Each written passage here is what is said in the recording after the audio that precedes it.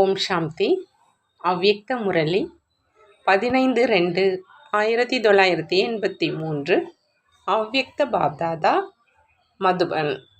உலக அமைதி மாநாட்டின் நிறைவு விழாவில் பாப்தாதா இன்று எல்லைக்கு அப்பாற்பட்ட தந்தை, சேவைக்கு பொறுப்பாளராக இருக்கும் சேவாதாரி குழந்தைகளை பார்த்துட்ருக்குறாங்க.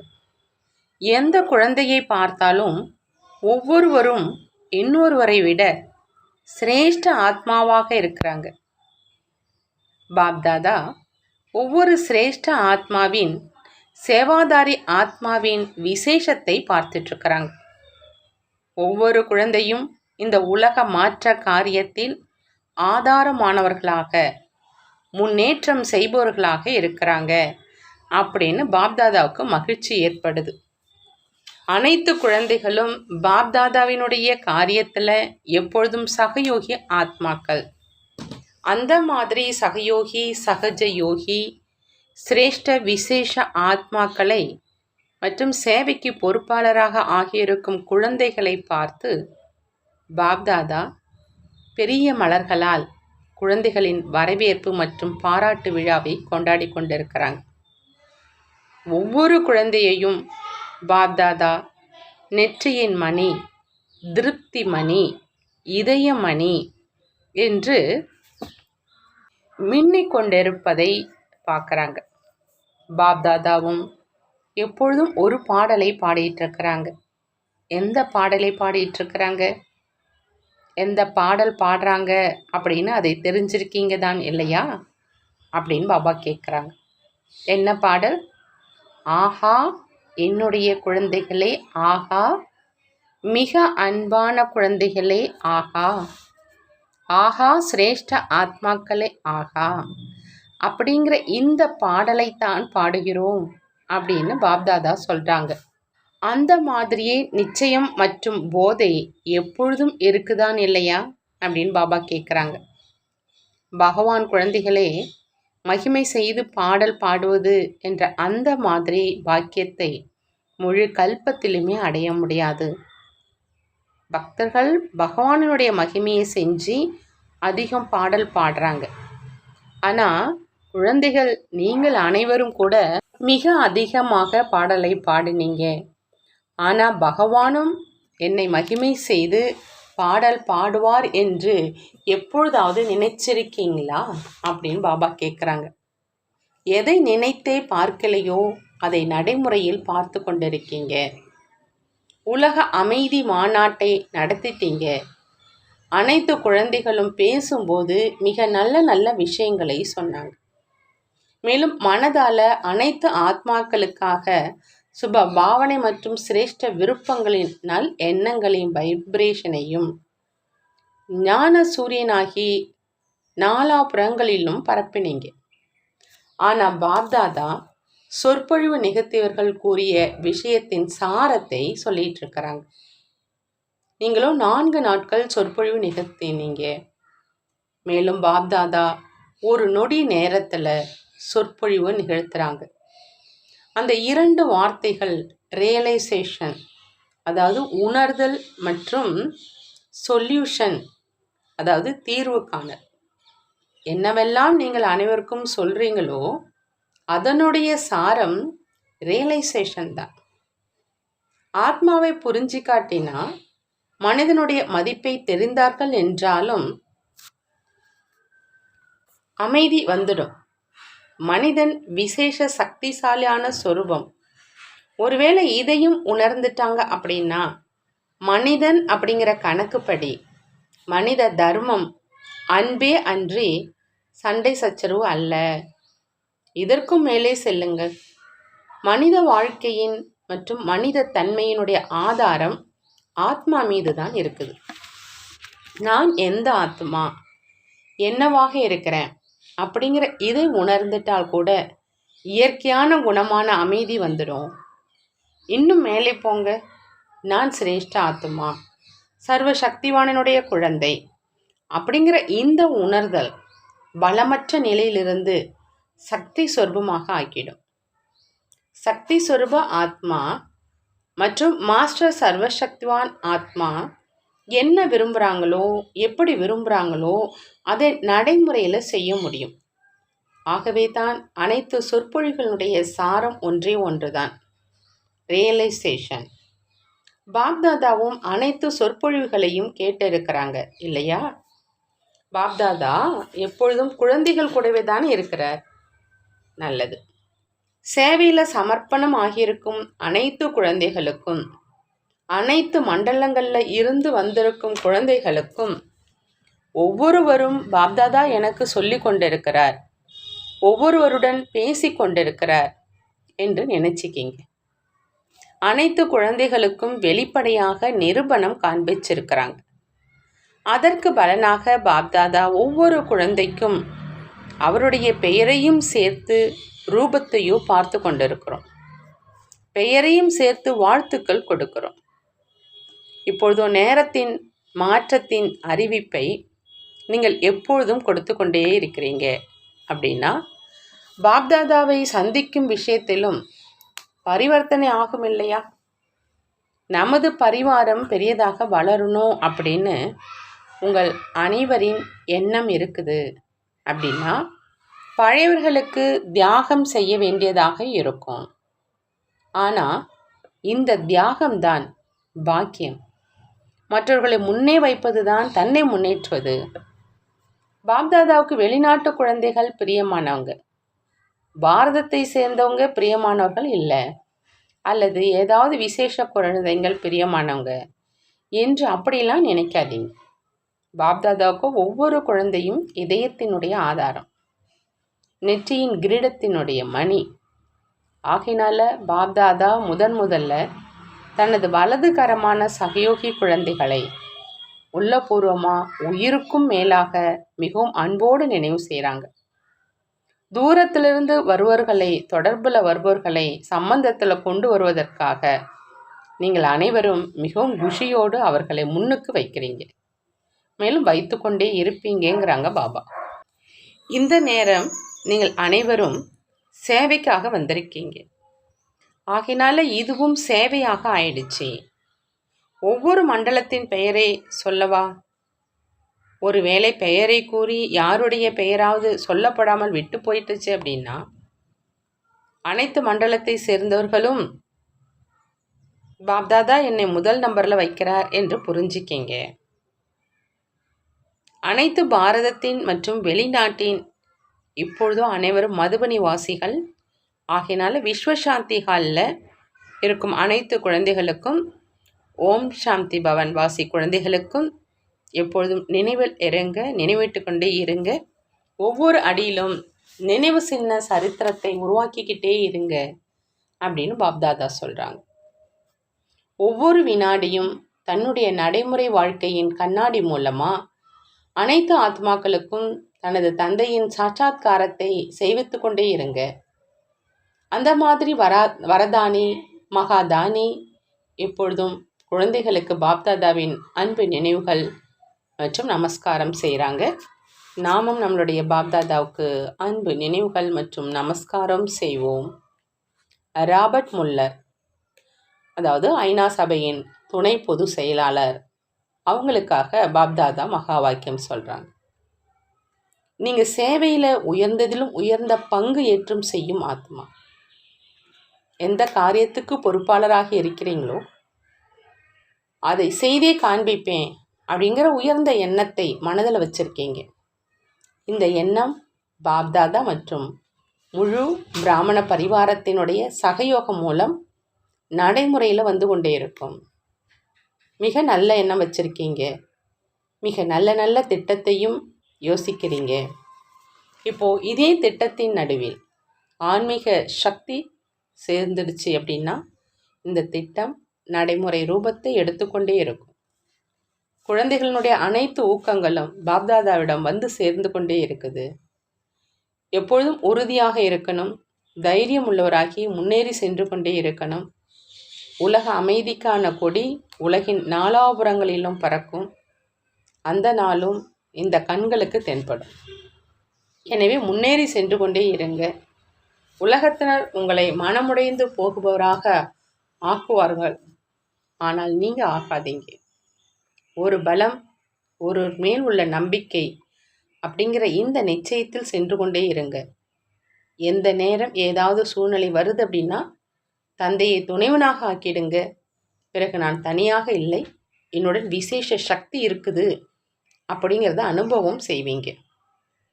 கனவு நனவாக ஆயிடும். எங்கு தந்தை இருக்கிறாரோ அங்கு எவ்வளவுதான் புயல் இருந்தாலும் அது பரிசாக ஆயிடும். நிச்சய புத்தி உடையவர் வெற்றி அடைவார். நான் நிச்சய புத்தி உள்ள வெற்றியடையும் ரத்தினம் என்ற இந்த பட்டத்தை நினைவில் வச்சுக்கிங்க அப்படின்னு பாபா சொல்கிறாங்க. நல்லது. அடுத்ததாக ஸ்டீவ் நாராயண், கயானா நாட்டின் துணை ஜனாதிபதிக்கான மகா வாக்கியம். தன்னை தந்தையின் இதய சிம்மாசனதாரி நெருக்கமான ரத்தினம் என்று அனுபவம் செய்கிறீங்களா? தூர தேசத்தில் இருந்தாலும் உள்ளத்தால் தூரமாக இருக்கல. சேவையில் குழந்தைகளின் ஊக்கம் உற்சாகத்தை பார்த்து பாப்தாதா மகிழ்ச்சி அடைகிறாங்க. மேலும் நம்பர் 1 கொடுக்குறாங்க. எப்பொழுதும் பறக்கும் கலையில் இருக்கும் பாப்தாதாவின் கண்ணின் மணியாக இருக்கிறீங்க. எனவே பாப்தாதா வாழ்த்துக்கள் தெரிவிக்கிறாங்க. அடுத்ததாக ஆண்டியின் மகள் காயத்ரியோடு பாப்தாதா சந்திக்கிறாங்க. புது பிறவி எடுத்த உடனேயே நீங்கள் சேவைக்கு தயாரானவர், அனுபவம் நிறைந்தவர் என்ற ஆசீர்வாதம் உங்களுக்கு கிடைச்சிருக்குது. கயானாவில் இருந்தாலும் உலக சேவைக்காக பொறுப்பாளராக இருக்கீங்க, மேலும் இருப்பீங்க. நினைவு மூலம் தந்தையினுடைய சகயோகம் மற்றும் வரதானங்கள் அனுபவம் ஆகுதுதான் இல்லையா? உங்களுடைய நினைவு தந்தையிடம் வந்து சேர்ந்து கொண்டே இருக்குது. அனைத்து எண்ணங்களும் நிறைவேறிக்கொண்டே இருக்கிறது தான் இல்லையா? சிரேஷ்ட ஆத்மாவான உங்களுடைய ஒரே ஒரு சிரேஷ்ட எண்ணத்தினால் முழு பரிவாரமும் உயர்ந்த பதவி அடைந்து கொண்டு இருக்கிறாங்க. நீங்கள் பல கோடி மடங்கு பாக்கியம் நிறைந்தவர் அப்படின்னு சொல்கிறாங்க. அடுத்ததாக உலக அமைதி மாநாட்டில் பங்கேற்க இருக்கும் சகோதர சகோதரிகளுக்காக அவ்யக்த பாப்தாதாவின் இனிமையான செய்தி குல்சார் தாதி மூலமாக. எப்பொழுதும் போல் இன்று வதனத்தை நான் வந்து சேர்ந்தவுடன் பாப்தாதா மிக இனிமையான பார்வையால் திருஷ்டி மூலமாக அனைத்து குழந்தைகளுக்கும் அன்பு நினைவுகளை கொடுத்துட்டு இருந்தாங்க. பாபாவினுடைய திருஷ்டி மூலம் இன்று மிகுந்த அமைதி, சக்தி, அன்பு மற்றும் ஆனந்தத்தினுடைய கிரணங்கள் வந்து கொண்டிருக்குது. அந்த மாதிரி ஆன்மீக திருஷ்டி மூலம் 4 விஷயங்களினுடைய பிராப்தி ஆகிட்டு இருக்கு. மிக அதிகமாக அடைந்து கொண்டிருக்கிறோம் என்பது போல அனுபவம் ஆச்சு. அந்த மாதிரி குழந்தைகள் நம் அனைவரையும் பாப்தாதா வரவேற்றார். மேலும் குழந்தையே அனைவரின் நினைவையும் கொண்டு வந்தாயா என்று கேட்டார். நினைவையோ கொண்டு வந்திருக்கிறேன், ஆனால் அனைவரின் ஆவாகனத்தின் எண்ணத்தையும் கொண்டு வந்திருக்கிறேன் என்று நான் சொன்னேன் அப்படின்னு குல்சார் தாதி சொல்கிறாங்க. அதுக்காக பாபா சொல்கிறாங்க, இந்த நேரமும் என்னுடைய இவ்வளவு அன்பான குழந்தைகள் யாரெல்லாம் வந்திருக்கிறாங்களோ தெரிந்து கொள்வதற்காக வந்திருக்கிறாங்க, பிறகு சந்திப்பதற்காக வருவாங்க என்ற அந்த மாதிரியான நாளும் வரும். பாப்தாதாவோ அனைத்து குழந்தைகளின் காட்சியையோ வதனத்தில் இருந்து கொண்டே எப்பொழுதும் பார்த்து கொண்டே இருக்கிறாங்க. அந்த மாதிரி கூறிக்கொண்டே பாப்தாதா ஒரு காட்சியை காண்பித்தார். எப்படி பாரத தேசத்தில் பக்தர்கள் கோயில்களில் சிவலிங்க விக்கிரகத்தை உருவாக்குறாங்களோ அதே மாதிரி வதனத்திலும் ஒரு லிங்கத்தை பார்க்க முடிந்தது. ஆனால் அந்த லிங்கத்தினுடைய உருவம் ஒளி வடிவமாக இருந்தது. மேலும் அந்த ஒளி வடிவமான லிங்கத்தின் நாலாபுறங்களிலும் மின்னிக் கொண்டிருக்கும் வைரங்களில் 4 விதமான வண்ணங்கள் தென்பட்டன. ஒன்று வெள்ளை, இன்னொன்று பச்சை, 3வது மெல்லிய நீலம், 4வது பொன்னிறம். கொஞ்ச நேரத்தில் அந்த ஒளி வார்த்தைகளால் மாறிவிட்டன. வெண்ணிற ஒளியில அமைதி என்று எழுதப்பட்டிருந்தது, இன்னொன்றில் ஊக்கம், 3வதுல உற்சாகம், மேலும் 4வதுல சேவை. அனைத்து குழந்தைகளும் மிகுந்த ஊக்கம், உற்சாகம் மற்றும் அமைதியின் எண்ணம் மூலமா உலகின் சேவை செஞ்சீங்க என்று பாபா சொன்னாங்க. குழு ரூபத்தில் ஒவ்வொரு ஆத்மாவும் எவ்வளோ மின்னிட்டு இருக்குது. பிறகு பாபா சொன்னாங்க, என்னுடைய குழந்தைகள் அவரவர்களுடைய சக்திக்கு ஏற்றபடி தெரிந்து கொள்ள முடிஞ்சது. இருந்தாலும் கூட என்னுடைய குழந்தைகள், என்னுடைய அனைத்து மிக இனிமையான குழந்தைகளுக்கு அன்பு நினைவுகள் கொடுங்க. வந்திருக்கும் அனைத்து குழந்தைகளின் வாயிலிருந்தும் நான் என்னுடைய வீட்டிற்கு வந்திருக்கிறேன் அப்படிங்கிற அந்த வார்த்தை வெளியாகுது. குழந்தைகளோட இந்த வார்த்தையை கேட்டு பாப்தாதா புன்சிரிப்பு செய்து கொண்டே இருக்கிறாங்க. எப்போ குழந்தைகள் வீட்டிற்கு வந்திருக்கிறீங்க என்றால் முழு அதிகாரத்தையும் பெற வந்திருக்கீங்களா அல்லது கொஞ்சம் பெறவான்னு கேட்குறாங்க. பாபா சொன்னாங்க, கடலின் கரைக்கு வந்து சிறிய பாத்திரத்தை நிரப்பிட்டு போகாதீங்க, ஆனால் மாஸ்டர் கடலாகி போங்க. சுரங்கத்திற்கு வந்து 2 கைப்பிடி மட்டும் நிரப்பிட்டு போகாதீங்க. பிறகு பாப்தாதா 3 விதமான குழந்தைகளுக்கு 3 விதமான பரிசுகளை கொடுத்தாங்க. பாபா சொன்னாங்க, என்னுடைய பேனா பிடித்து எழுதும் குழந்தைகள், அதாவது அச்சகத்து சேவாதாரி குழந்தைகள்கிட்ட சொல்கிறாங்க, யார் வந்திருக்கிறாங்களோ அவங்களுக்கு தாமரை மலரின் பரிசளிக்கிறோம் அப்படின்னு. என்னுடைய கலம்தாரி குழந்தைகளிடம் சொல்லுங்க, அதாவது பேனா பிடித்து எழுதக்கூடிய குழந்தைகள்கிட்ட சொல்லுங்க, எப்பொழுதும் கமல் ஆசன்தாரியாகி, அதாவது தாமரை மலரில் அமர்ந்திருப்போராக ஆகி, முழு உலகின் தாழ்ந்த வைப்ரேஷன்ல இருந்து விலகி தந்தைக்கு பிரியமானவர்களாக ஆகட்டும். ஒருவேளை அந்த நிலையில் நிலைத்திருந்து பேனா பிடித்து எழுதுனீங்க அப்படின்னா உங்களுடைய காரியங்கள் வெற்றி அடைஞ்சிடும். மேலும் பரமாத்மா காரியமும் வெற்றி அடைஞ்சிடும். அடுத்ததாக விஐபி குழந்தைகள் யாரெல்லாம் வந்திருக்கீங்களோ அவங்களுக்கு பாபா வெறும் சிம்மாசனம் இல்லை, ஆனால் ஹன்ஸ் ஆசனம் கொடுத்தார். அதாவது அன்னப்பிரவேனுடைய ஆசனம் கொடுத்தார். யாரெல்லாம் விஐபி குழந்தைகள் வந்திருக்கீங்களோ அவங்க சொல்லல சக்தி இருக்குது, இவங்களுக்கு நான் ஹன்ஸ் ஆசனம் கொடுக்கிறேன், அந்த ஆசனத்தில் அமர்ந்து பிறகு ஏதாவது காரியம் செய்யுங்க. ஹன்ஸ் ஆசனத்தில் அமர்வதனால் உங்களுடைய நிர்ணய சக்தி உயர்ந்ததாக இருக்கும். மேலும் என்ன காரியம் செஞ்சாலும் அதில் விசேஷம் இருக்கும். எப்படி நாற்காலியில் அமர்ந்து காரியம் செய்கிறீங்க, அதே மாதிரி புத்தி இந்த ஹன்ஸ் ஆசனத்தில் இருந்தது என்றால் உலகியல் காரியத்தில் இருந்தும் ஆத்மாக்களுக்கு அன்பு மற்றும் சக்தி கிடைத்து கொண்டே இருக்கும்னு பாபா சொல்கிறாங்க. அடுத்ததாக சமர்ப்பணமான சேவாதாரி குழந்தைகளுக்கு பாப்தாதா ஒரு மிக நல்ல ஒளி வடிவமான மலர்களால் கட்டப்பட்ட மாலை கொடுத்தாங்களாம். ஒவ்வொரு ஒளியிலும் ஏதாவது தெய்வீக குணம் எழுதப்பட்டிருந்தது. பாபா சொன்னாங்க, இந்த என்னுடைய குழந்தைகள் அனைத்து குழந்தைகளும் தாரணை செய்யக்கூடிய குணம் நிறைந்த குழந்தைகள். அனைத்து குழந்தைகளும் ஒரு பலம் ஒரு வழியில் நடந்து இந்த எல்லைக்கு அப்பாற்பட்ட சேவை செய்கிறாங்க. அதற்கு பலனா பாப்தாதா இந்த தெய்வீக குணங்களின் மாலையை அனைத்து குழந்தைகளுக்கும் பரிசாக கொடுக்கிறோம் அப்படிங்கிறாங்க. மேலும் கடைசியில் சொன்னாங்க, அனைத்து குழந்தைகளுக்கும் எப்பொழுதும் குஷியாக இருங்கள், குஷி நிறைந்தவர் ஆகணும், மேலும் அனைவரையும் குஷியின் வரதானங்களினால் பொக்கிஷங்களினால் நிரம்பியவர் ஆக்கிக்கொண்டே இருங்க அப்படிங்கிற இந்த பாப்தாதாவினுடைய மகா வாக்கியத்தை தான் சொல்லணும். இந்த மாதிரி இனிமையான மகா வாக்கியத்தை கேட்டுக்கொண்டே அன்பு நினைவுகளை கொடுத்து கொண்டே மற்றும் பெற்றுக்கொண்டே சாக்கார வதனத்துக்கு வந்து சேர்ந்துட்டேன் அப்படின்னு குல்சார் தாதி சொல்கிறாங்க. வரதானம்: தந்தை மூலமாக கிடைத்திருக்கும் அனைத்து பொக்கிஷங்களை காரியத்தில் ஈடுபடுத்தி அதிகரிக்கக்கூடிய ஞானி யோகி ஆத்மா ஆகுக. ஞானி யோகி ஆத்மாவாக ஆகணும் அப்படின்னா அதற்கு பாபா சொல்கிறாங்க, தந்தை மூலமாக என்னென்ன பொக்கிஷங்கள் கிடைச்சிருக்குதோ அந்த அனைத்து பொக்கிஷங்களை காரியத்தில் ஈடுபடுத்தி அதிகரிக்கணும் அப்படின்னு சொல்கிறாங்க. பாப்தாதா குழந்தைகளை அனைத்து பொக்கிஷங்களால் நிரம்பியவர்கள் ஆக்கியிருக்கிறார்.